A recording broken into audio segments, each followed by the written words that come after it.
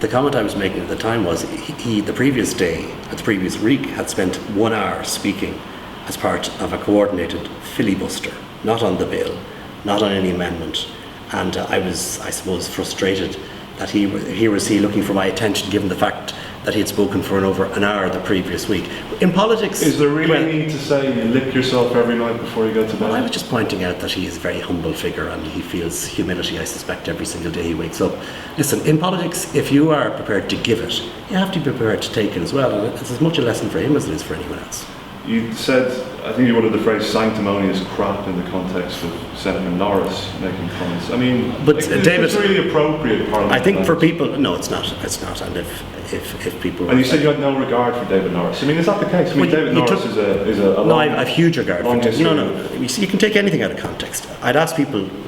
Well, actually, I wouldn't ask people to read the 23-hour debate that took place. That certainly would send them over the top.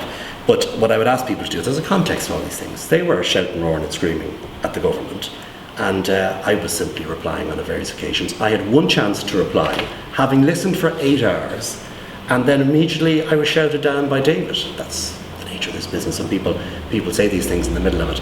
I think the debate, a lot of time was badly spent, quite frankly, in that debate. But that's the way these things happen.